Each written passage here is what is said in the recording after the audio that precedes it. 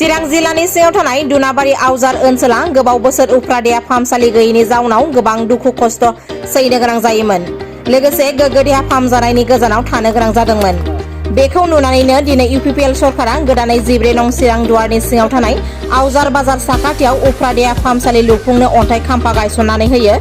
19 नं सिडली चिरां समस्तिनि एमएलए जयन्त बसुमतारी आरो 13 चिरांनि एमसिएलए सायखं बसुमतारी बिथांमोना आदारसिला खालामनाया ओरैनो खालामलाबायनाय बाथ्रा नङा बियो जे दिनैहाय जोंनि आसामनि chief minister doctor Himanta Biswa शर्माया आसामखौ जौगासार रायजो मोनसे दानो नागिरदों। भारतनि मोनबा जौगासार रायजो जुदि दङ बिनि गेजेराव आसामखौबो बे एखे सारियावनो दोननो नागिरदों। दा बेनिखायनो दिनैहाय आसामनि खना खनला जायगाफोराव लामा दालां बान्दो बानायनायजों लोगोसे स्कुल कलेज बानायनायजों लोगोसे दिनैहाय मेडिकेल फेसिलिटिखौबो जाहाथे रायजोफ्रा गोरलैयैनो मोननो हायो बिनि थाखायनो दिनैहाय साब सेन्टारबो खालामनाय नुनो मोन्दों बा खालामनाय जादों।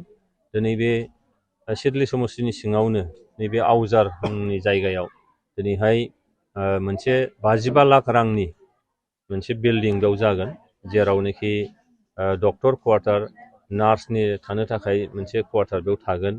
बेयाव नोङो फार्स्ट फ्ल'र बे जागोन, बिल्डिं जागोन बियो। बेयाव जोंहा लेबार रुम थागोन, बेयाव जोङो बेड माखासे थाफागोन, बिसिना थाफागोन बेमारिफोरनि थाखाय।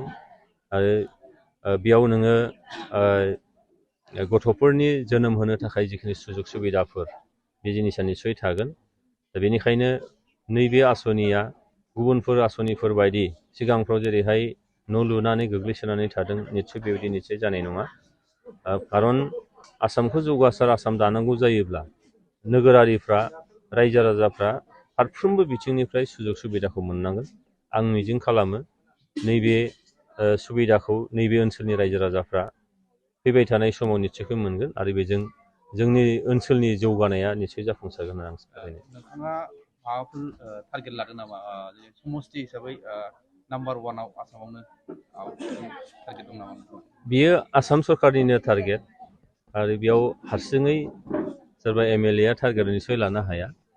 खारन बे स्टेटआनो लानाय थांखि जिहेथु जों बेखौ मावफुंनांगौ आरो जिफोर सुबिदाफोर दिनैहाय आसाम सरकारनिफ्राय हरदों बेखौ आङो समस्तियाव समान मोनसे रानसारनायखौ आङो बोलो होदों। समान रानसारनायजों समान मोनथाय समान जौगानाया जाहाथे जानो हायो बे खोथाखौसो आङो जर होदों। बेनिखायनो दिनै आवजार बायदि जायगायावबो जोङो जाहाथे जौगानायखौ लाबोनो हायो, सरकारि माखासे मोनथायफोरखौ जों मोनहोनो हायो। आरो जों जिहेथु जोंना नैबे ओनसोला दिनै गोजोन सान्थि फैबाय। सान्थि फैनाय लोगो लोगो मोनसे सम दंमोन बे ओनसोलफ्राव डक्टरफ्रा फैनो नागिरामोन, जायगानि मुं खोनायोबो हयथ' बिथांमोना फावसायनानै थायोमोन। दिनै बे परिबेस गैलिया।